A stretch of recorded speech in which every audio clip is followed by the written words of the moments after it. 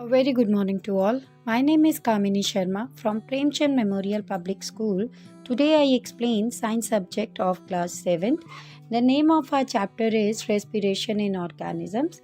In this chapter, what we learn about respiration, respiration in human beings, respiration in plants, types of respiration, respiration in animals.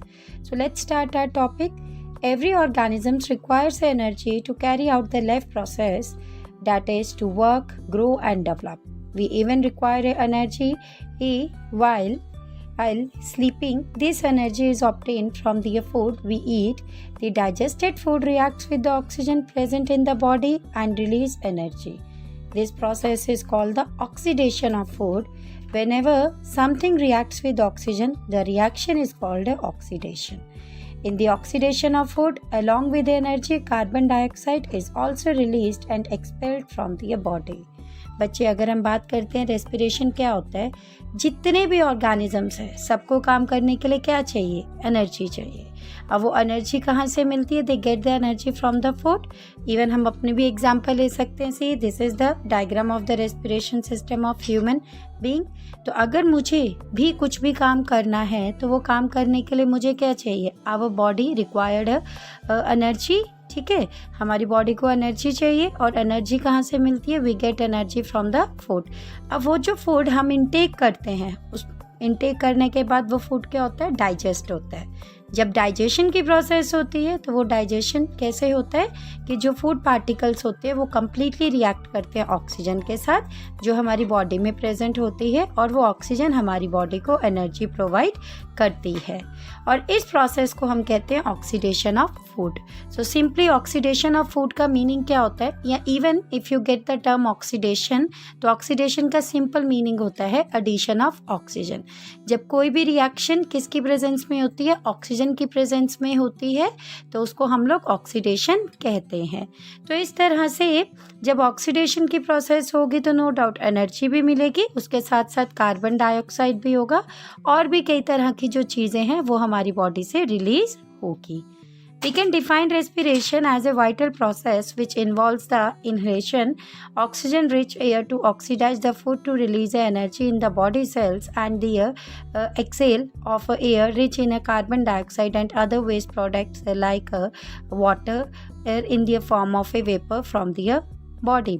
अब बच्चे, जब हम respiration की बात करते हैं तो रेस्पिरेशन बहुत ही इम्पॉर्टेंट प्रोसेस होती है. ये मेनली हमारी इनहेल और एक्सेल ऑफ ऑक्सीजन करने में काफ़ी यूज़फुल होती है. इनहेल का मतलब होता है कि जो ऑक्सीजन है वो हमें कितनी अमाउंट में इनटेक करनी है, और एक्सेल का मतलब होता है हम ह्यूमन बीइंग क्या करते हैं, क्या एक्सेल करते हैं, कौन सी gas?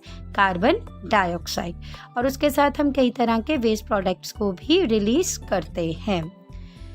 Now, steps of respiration.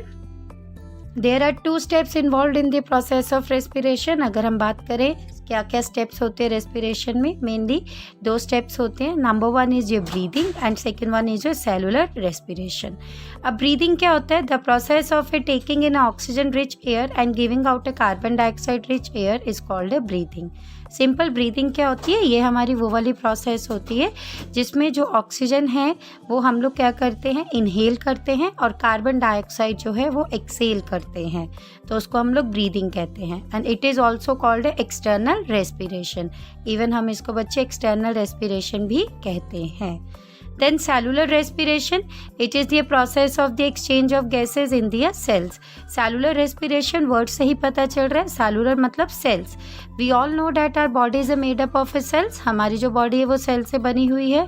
अब वेरियस सेल्स के नो डाउट क्या होंगे? वेरियस टिश्यूज होंगे. तो सेलुलर रेस्पिरेशन मेनली क्या होता है? ये वो वाली प्रोसेस होती है जिसमें हम लोग एक्सचेंज ऑफ गैसेज तो करते हैं, पर किसके साथ? सेल्स के साथ. So oxygen is use to oxidise the food with the release of a carbon dioxide and water along with the energy. तो ऑक्सीजन हम कैसे यूज़ करते हैं? सिंपली फूड को ऑक्सीडाइज करने के लिए और इवन कार्बन डाइऑक्साइड और वाटर को रिलीज करने के लिए. So as this process take place with in the cells of our body, it is known as the internal respiration and this takes place in all the body cells. अब ये किस पर होती है? हमारी बॉडी के जितने भी सेल्स हैं, इंटरनल सेल्स पार्ट है, उन सब के साथ होती है, इसलिए हम इसको इंटरनल सेल रेस्पिरेशन भी कहते हैं. और ये ऑल ओवर बॉडी बॉडी के सेल्स में ये प्रोसेस की जाती है। After that, our next topic is types of respiration. So there are two modes of respiration. अब अगर हम बात करें कि कितनी टाइप्स ऑफ रेस्पिरेशन होती है तो दो तरह की होती है बच्चा। एक होती है aerobic and second one is your anaerobic respiration and it is most important topic है, बहुत ही इंपॉर्टेंट टॉपिक है। You will study in 10th standard also, आप इसको 10th में भी पढ़ेंगे। सो एरोबिक रेस्पिरेशन क्या होता है? Most organisms require oxygen for a respiration. The breakdown of the glucose, carbon dioxide and water in the presence of oxygen is known as a aerobic respiration. अगर हम बात करें तो बहुत सारे जो ऑर्गेनिजम्स होते हैं वो क्या करते हैं, उनको क्या चाहिए होता है? ऑक्सीजन चाहिए होता है और फिर वो ग्लूकोज को ब्रेक डाउन कर देते हैं कार्बन डाइऑक्साइड में, वाटर में, इन the presence of oxygen. Mean ये जो पूरी रिएक्शन हो रही है ये किसकी हेल्प से हो रही है? Because of oxygen. अब यहाँ पर जो ग्लूकोज है वो क्या है? शुगर है। तो शुगर जो है वो ऑक्सीजन के साथ रिएक्ट कर रही है, then we get energy, carbon dioxide and water. तो जब कोई भी respiration in the presence of oxygen होगी तो उसको हम लोग कहते हैं aerobic respiration and so it is a completed in 2 steps. ये एरोबिक रेस्पिरेशन जो है 2 स्टेप्स की हेल्प से होती है। एक होता है एक्सटर्नल रेस्पिरेशन और breathing. The process of A inhale and the exhale of the air is called the external respiration. वो वाली प्रोसेस जिसमें हम लोग ऑक्सीजन को इनहेल करते हैं और कार्बन डाइऑक्साइड को एक्सहेल करते हैं तो उसको हम लोग कहते हैं एक्सटर्नल रेस्पिरेशन और breathing. In this step, oxygen is absorbed and carbon dioxide is released from the body. हम सबको पता है बच्चे हमें क्या चाहिए? सर्वाइव करने के लिए ऑक्सीजन चाहिए, तो हम ऑक्सीजन को इनहेल करते हैं और कार्बन डाइऑक्साइड को रिलीज करते हैं। इंटरनल रेस्पिरेशन और सेलुलर रेस्पिरेशन, ये भी हमने अभी पीछे पढ़ा कि सिंपल वो जो एक्सचेंज ऑफ गैसेस सेल्स में होता है which utilize oxygen to produce energy by breaking down the food molecules into a carbon dioxide and water is called a internal respiration और ए सेलुलर रेस्पिरेशन। कि simple जिसमें हमारा gases का exchange होता है और जो ऑक्सीजन है वो नो डाउट एनर्जी तो प्रोड्यूस करता ही है और सिंपली क्या करता है? कार्बन डाइऑक्साइड को रिलीज करता है और उसके साथ वाटर भी। और ये सारी प्रोसेस किसमें होती है? इंटरनल सेल्स के साथ होती है, तो इसलिए हम इसको इंटरनल रेस्पिरेशन और सेलुलर रेस्पिरेशन भी कहते हैं। So it involves many chemical reactions which are catalysed by the various enzymes. अब इसमें क्या होता है? ये जो पूरी रिएक्शन है ये किसकी हेल्प से होती है? With the help of chemical reactions. और वो जो केमिकल रिएक्शंस होते हैं उनमें कई तरह के एंजाइम्स भी प्रेजेंट होते हैं। So generally, external respiration refers to the breathing and the term respiration refers to the process of a cellular respiration. अगर जनरली मैं बोलूँ तो जो एक्सटर्नल रेस्पिरेशन है वो किसके साथ रिलेट करता है? ब्रीदिंग के साथ। और जो हमारी क्या कहते हैं टर्म रेस्पिरेशन है वो किसके साथ रिलेट करती है? सेलुलर रेस्पिरेशन के साथ। During germination, the seeds of the plants take in oxygen and give out the carbon dioxide along with some heat. The following activity will make it clear that heat is given out during the germination. अगर हम लोग बात करते हैं simple, जब हम लोग plants को लगाने के लिए सीड्स यूज़ करते हैं तो वो जब सीड्स हम लोग जर्मिनेट करते हैं तो वो मेनली क्या इनटेक करते हैं? ऑक्सीजन। और क्या रिलीज करते हैं? Carbon dioxide. तो इस तरह से कार्बन डाइऑक्साइड के साथ साथ वो हीट को भी प्रोड्यूस करते हैं। तो इस तरह से बच्चा ये सारी प्रोसेस होती है। इवन हम ये सब चीज़ें जो एक्टिविटीज़ में भी पढ़ेंगे, even and I will explain you in science lab manual कि ये चीज़ें कैसे होती है, तो आप लोगों को वो भी चीज़ करनी होगी। So after that, anaerobic respiration, some organisms like yeast and some bacteria can survive in the absence of oxygen. In such organisms, food is broken down even in the absence of oxygen. अब अगर हम लोग बात करते हैं कुछ organisms की, specially जो माइक्रो ऑर्गेनिजम्स होते हैं जैसे ईस्ट हो गया, बैक्टीरिया हो गया, ये बिना ऑक्सीजन के ही क्या करते हैं? सर्वाइव करते हैं। तो जो बिना ऑक्सीजन के सर्वाइव करते हैं उनको हम लोग क्या कहते हैं? Anaerobic respiration. The process of the respiration that takes place in the absence of oxygen उसको हम कहेंगे anaerobic respiration. Carbon dioxide and ethyl alcohol are released as a by products during the anaerobic respiration. जब हमारी anaerobic respiration की process होती है तो mainly क्या रिलीज होता है? जैसे शुगर है, शुगर चेंज हो जाएगा इथाइल अल्कोहल में, कार्बन डाइऑक्साइड में और एनर्जी में। Many microorganisms respire anaerobically. This type of respiration is known as a fermentation. अगर हम बात करते हैं तो बहुत सारे जो माइक्रो ऑर्गेनिजम्स होते हैं वो मेनली किस कैटेगरी में आते हैं? एनाएरोबिक रेस्पिरेशन की कैटेगरी में आते हैं, और ये जो पूरी प्रोसेस होती है इसको हम लोग कहते हैं फर्मेंटेशन. इवन बच्चा, again we will do the concept in activity. ठीक है, प्रैक्टिकल में मैं आपको बताऊंगी फर्मेंटेशन भी कैसे करते हैं. तो just go through the content, you should know the meaning कि इनके मीनिंग्स क्या होते हैं. इस तरह से जो है एरोबिक और एनाएरोबिक रेस्पिरेशन का टेबल बता दिया. सिंपली एरोबिक रेस्पिरेशन क्या होती है? जो हमारी ऑक्सीजन की प्रेजेंस में होती है. एनाएरोबिक क्या होती है? जो ऑक्सीजन की एब्सेंस में होती है. इसमें सिंपली जो फूड है वो ब्रोकन डाउन होता है किसमें? कार्बन डाइऑक्साइड और वाटर में. इसमें होता है अल्कोहल और कार्बन डाइऑक्साइड में. इसमें मोर एनर्जी प्रोड्यूस होती है, इसमें लेस एनर्जी प्रोड्यूस होती है. And this is your overall reaction. So please learn this table. इस टेबल को अच्छे से आप पढ़िएगा. Then respiration in human beings. अब हम किसकी बात कर रहे हैं? ह्यूमन बींग के. See, this is the structure of the respiratory system in human. कैसे होता है? तो सबसे पहले क्या होता है? Lungs are the organs of the respiration in a human beings. They are present in the thorax, chest and are protected by the rib cage. A dome-shaped muscle is present beneath the lungs. It is called the diaphragm, and breath involves the movement of the diaphragms and the rib cage. अगर हम बात करते हैं human beings में, तो जो lungs होते हैं ये सबसे इंपॉर्टेंट ऑर्गन होते हैं जो ह्यूमन बींग को रेस्पिरेशन करने में प्रोसेस करते हैं.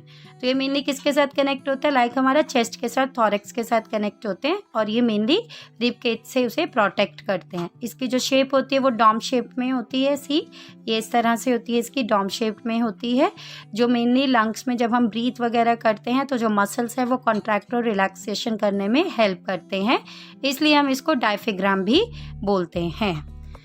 Now mechanism of breathing. अब कैसे करते हैं? तो lungs are the main respiratory organs in our body.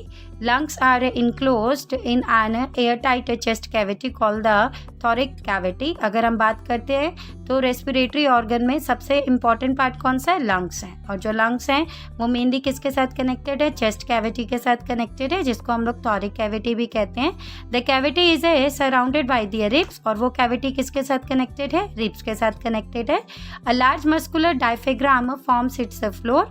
उसके बाद जो मसल्स प्रेजेंट होते हैं वो डायफ्राम को क्या करते हैं? कॉन्ट्रैक्ट और रिलैक्सेशन करने में हेल्प करते हैं. तो इस तरह से this diaphragm separates the chest cavity from the abdominal cavity. इस तरह से जो डायफ्राम है वो मेनली क्या करता है? चेस्ट कैविटी को सेपरेट कर देता है. किससे? एब्डोमिनल कैविटी से. The muscles of the rib end the diaphragm move together during the breathing.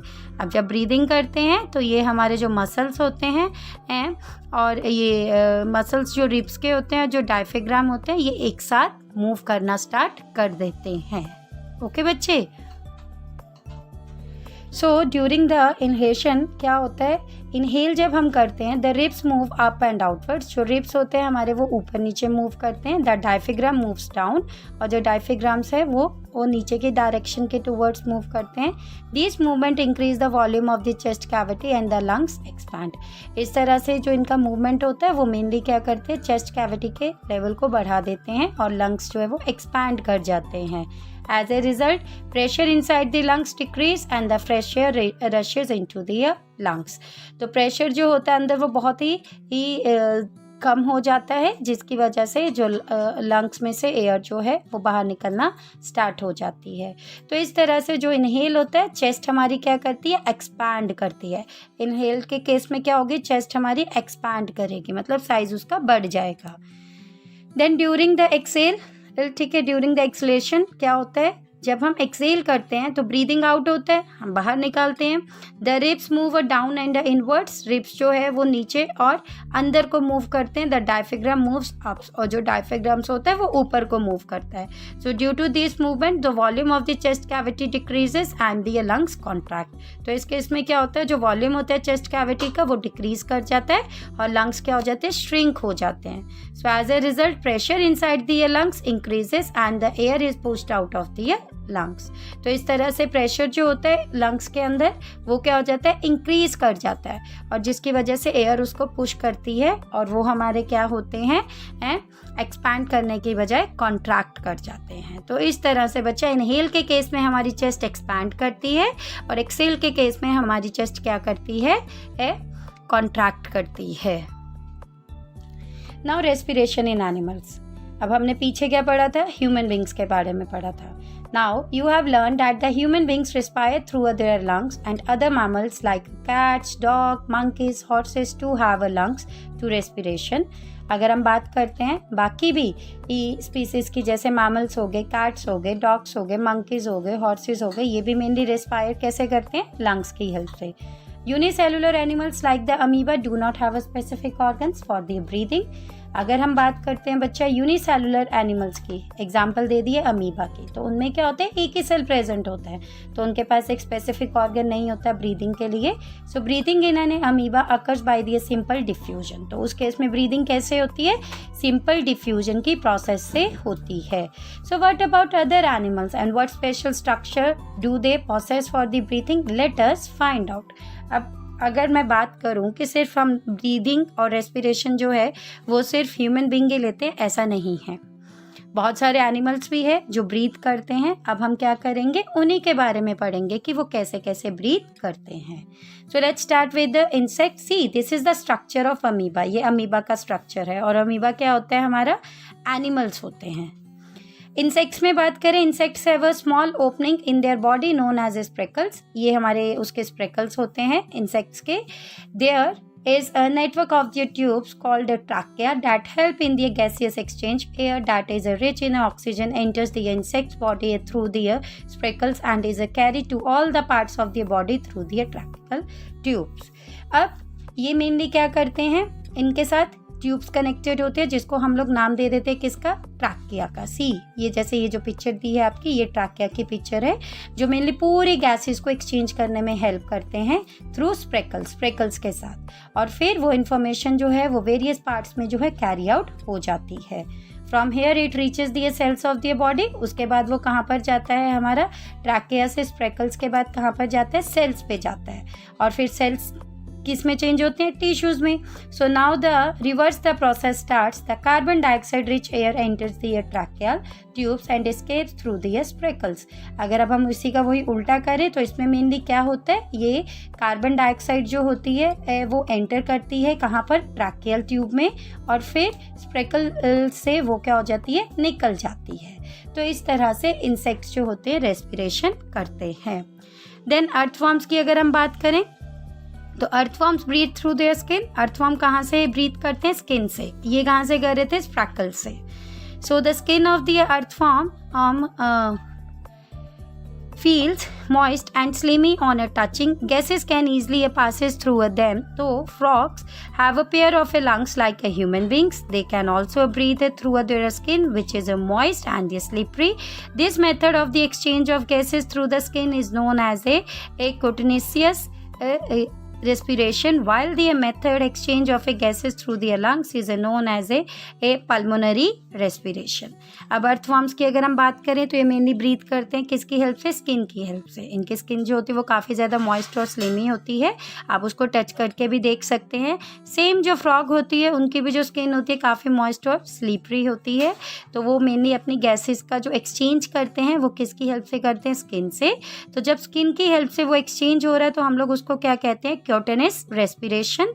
और जब एक्सचेंज ऑफ गैसेस होता है लंग्स की हेल्प से तो उसको हम लोग क्या कहते हैं, pulmonary respiration.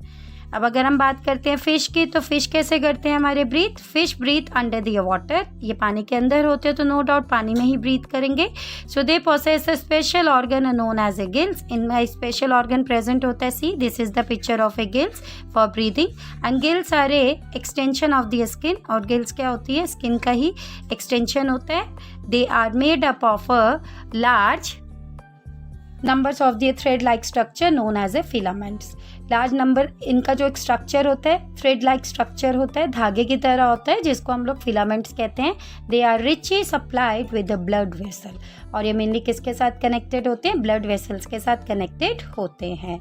The water which enters the body of a fish flows over the gills, the blood vessels absorb the oxygen dissolved in a water and transport it to the rest of the tissues in the body of the fish. The blood vessels also bring back and carbon dioxide from the cells of the gills. This carbon dioxide is released into the surrounding water.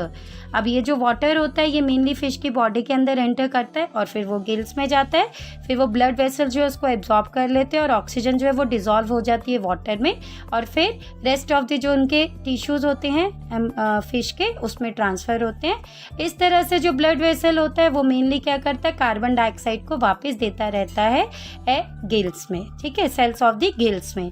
तो ये जो carbon dioxide है वो release हो जाती है कहाँ पर, वाटर के साथ। तो इस तरह से जो फिश है, मेनली आपको याद रखना है कि जो फिश है वो ब्रीथ कैसे करती है, आपकी गिल्स की हेल्प से जो है वो ब्रीथ करती है। देन रेस्पिरेशन इन प्लांट, अगर मैं रेस्पिरेशन इन प्लांट करूँ तो plants too respire like all other living organisms. Plants को भी नो डाउट सर्वाइव करने के लिए क्या करना पड़ेगा, रेस्पायर तो करना ही पड़ेगा। Like animals, plants take in oxygen from the air. Animals की तरह जो प्लांट्स है वो भी ऑक्सीजन कहाँ से लेते हैं, एयर से, and give out the carbon dioxide, और कार्बन डाइऑक्साइड देते हैं। So germinating a seeds can be respire in the absence of a oxygen. In this process food is incompletely broken down into ethyl alcohol and the carbon dioxide. The energy released is much less than that in aerobic respiration. जब हम seeds को germinate करते हैं, पीछे भी मैंने अभी आपको बताया, तो वो किसकी प्रेजेंस में होता है, वो प्रेजेंस में नहीं होता, वो एब्सेंस ऑफ ऑक्सीजन होता है। और उस केस में जो फूड है वो इनकम्प्लीटली ब्रोकन हो जाते हैं, किसमें, इथाइल अल्कोहल और कार्बन डाइऑक्साइड में। तो इस तरह वहाँ पर जो एनर्जी बहुत ही लेस अमाउंट में रिलीज होती है, तो उसको हम लोग एरोबिक रेस्पिरेशन भी कहते हैं। सी बच्चा, this is the structure of the stomata of the plant. Plants में जो लीव्स प्रेजेंट होते हैं ना, उसमें स्टोमाटा होता है और स्टोमाटा में छोटे छोटे पोर्स होते हैं और यही सारी जो है हेल्प करते हैं एक्सचेंज ऑफ गैसेस में। So higher plant exhibit the aerobic respiration. They utilize the oxygen to break down the food molecules and acquire the energy for the various life process. Plants do not possess the specific organ for the breathing. The leaves plant have a small opening known as a stomata that help in the exchange of gases by the process of a diffusion. The oxygen is utilized to break down the glucose into the carbon dioxide and water. जो अभी मैंने आपको बताया कि plant में क्या एक specific कोई ऑर्गन प्रेजेंट नहीं है, उसमें क्या होता है, लीव्स ही होता है। तो जो वेरियस गैसेस का एक्सचेंज होता है वो किसकी हेल्प से होता है, स्टोमाटा की हेल्प से ही होता है। उसमें छोटे छोटे पोर्स होते हैं जो ओपन करते हैं, एक्सचेंज ऑफ गैसेस में हेल्प करते हैं, और ये जो पूरी प्रोसेस होती है किसकी हेल्प से होती है, डिफ्यूजन की हेल्प से होती है।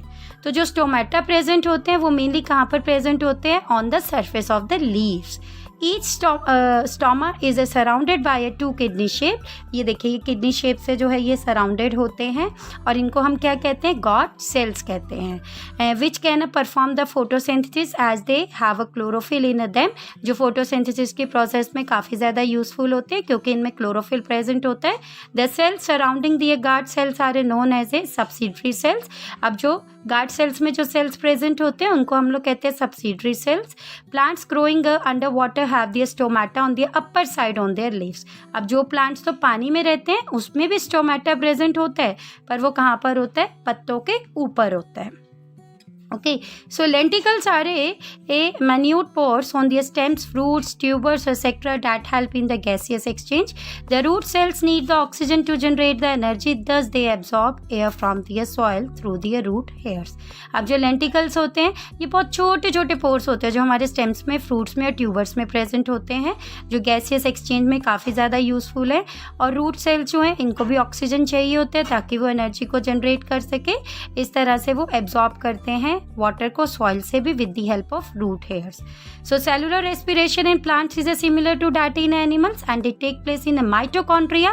Mitochondria is also known as the powerhouses of the cells as the production of energy from the food molecules take place in them. अब अगर मैं बात करूँ कि प्लांट्स के केस में भी कौन सी रेस्पिरेशन होती है, तो सेलुलर रेस्पिरेशन होती है। बच्चे, जो माइटोकॉन्ड्रिया होता है ना, इसको हम लोग पावर हाउस ऑफ सेल भी कहते हैं क्योंकि ये बहुत ही ultimate source of production of energy होता है जो मॉलिक्यूल्स को फूड प्रिपेयर करने में काफ़ी ज़्यादा यूजफुल होता है। So students, after watching and reading the chapter, what you have to do, you have to make the cover page of this chapter, and after making the cover page, write down these keywords in your science notebook. Write the heading with the black pen or definition with blue pen. Then after that, do question A, B, C, D, E, F, G in your science notebook.